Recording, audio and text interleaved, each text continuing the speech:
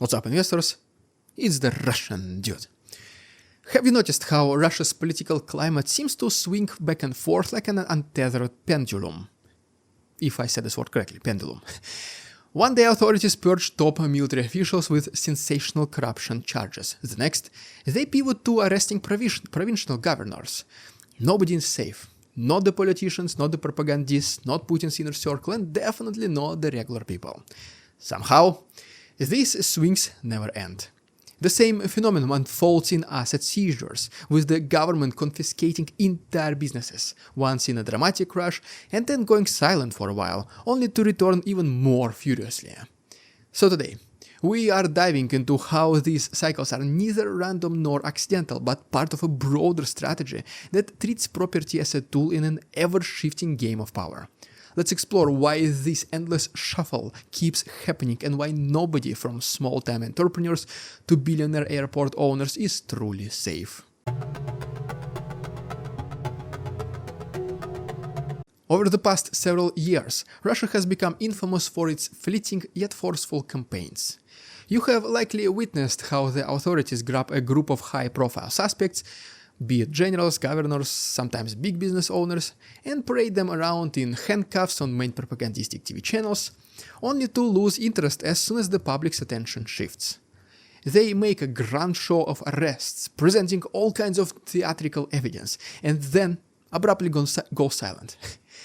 Eventually, a new wave of targets appears, often from a completely different segment of society, and the cycle repeats.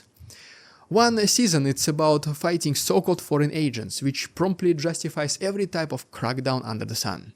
Next season it's an onslaught on regional leaders accused of corrupt governance.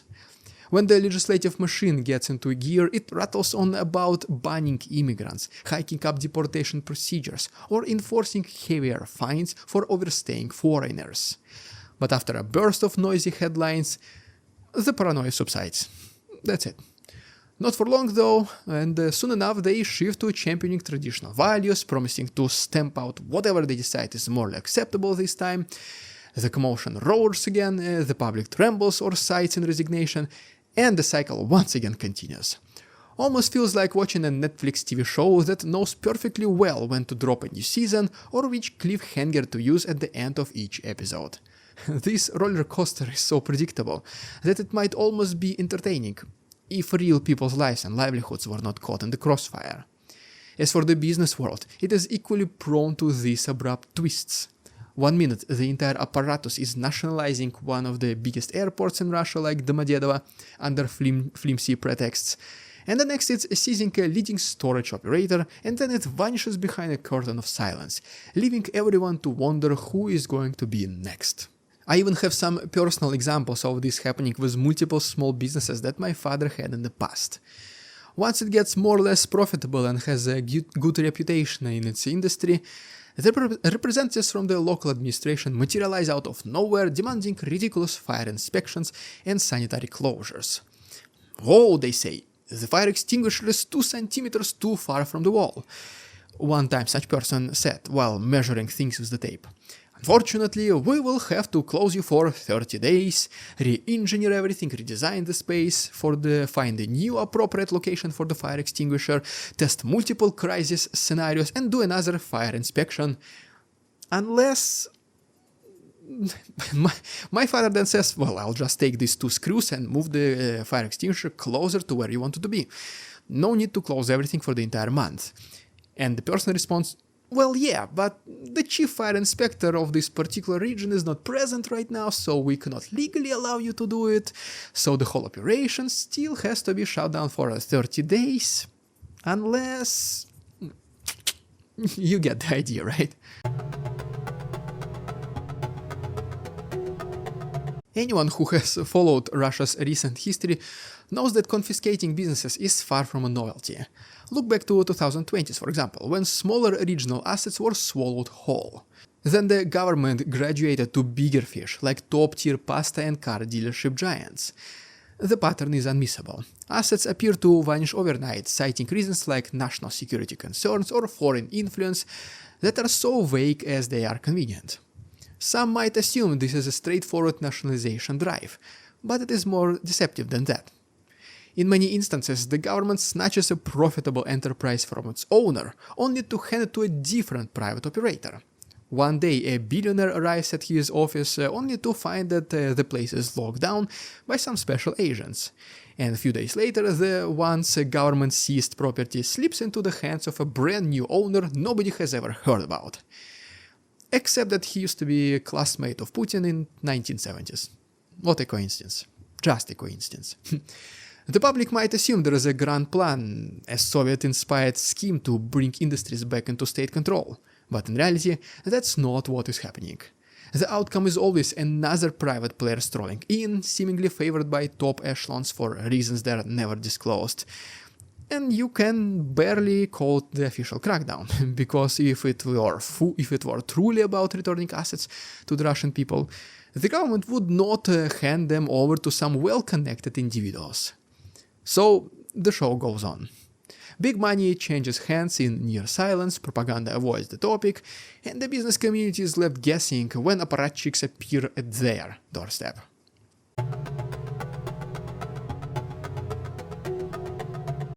On the surface, these moves might look like random raids without any unifying logic.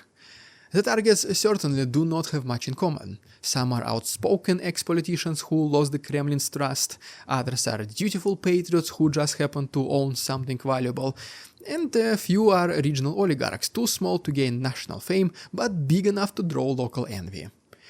Ultimately, their fate is sealed by the same principle. If you are no longer useful, or if your property happens to fit somebody else's expansion plans, you will be shown the door. Bye. This revolving door of winners and losers revved up in 2022, when scores of Western companies fled Russia, often selling off assets at ridiculously low prices.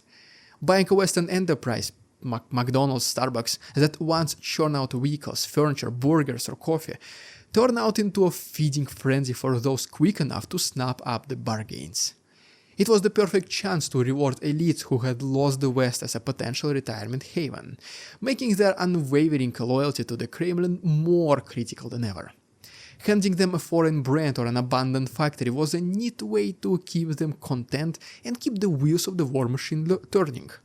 Such a setup worked wonders in the early days of the conflict, when Moscow needed every friendly billionaire on board. The logic was simple. You stand by us through these sanctions and crises, and we will give you whatever you want.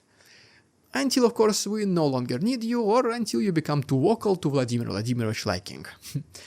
But these freebies from abroad eventually dried up, and so the government turned inward, targeting domestic players who were once integral, but no longer essential.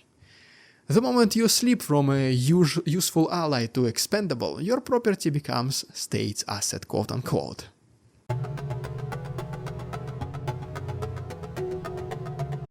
Two decades ago, the Kremlin needed regional businessmen to keep local economies stable, orchestrate elections, and maintain social order. These mid-tier oligarchs sponsored the ruling party's campaigns, delivered jobs, and curbed public discontent. In exchange, Moscow let them rake in profits and enjoy relative autonomy and power. That cozy relationship has become now obsolete. The federal center is more centralized now, largely thanks to the years of tightening its grip. Some second-tier oligarchs and Putin's acquaintances are no longer welcome in Kremlin. It no longer needs to cut deals with small-time provincial barons. What's the point of ceding them influence when you can strip them of their assets and pass them on to somebody more directly invested in the war effort? The same logic applies to any wealthy magnate who cannot demonstrate unwavering loyalty.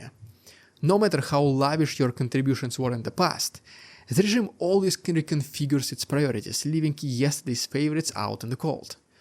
I mean, thank you for billions of rubles in 2021, but if you do not like the news of us liberating Bakhmut, please pack your things and leave immediately.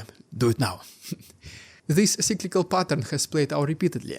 First, Soviet-era factory managers were replaced by the new Russian oligarchs of the 1990s. Then those were swept aside by Putin's hand-picked elites in the 2000s. And now, with the war changing the political landscape, anyone who is not offering tangible support might as well kiss their empires goodbye. For the chosen few who remain on top, it is a golden opportunity.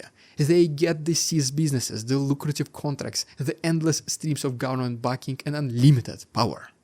But history shows that being the regime's favorite never lasts forever. Eventually it will be their turn to be declared irrelevant, or perhaps even traitorous. And the cycle of confiscation repeats once again. So, are you still surprised that Putin has no real loyal followers, even inside his inner circle? Well, there you have it, guys. If you enjoyed today's episode and if you want to see my new studio, which will be revealed on Tuesday, I'm very excited to share it with you. Hopefully it will turn out pretty cool. Please subscribe to my channel and like this video. If you wish to support my work, there are links down below, for example PayPal donations or Patreon, where you can receive these episodes in the early access and get hundreds of footage every single week. Thanks so much for watching, see you on Tuesday. We won't succumb to their tricks, the facade they try to sell. Their twisted words and feeble claims on us all they cannot quell. We see through their lies, their feeble attempts to sway.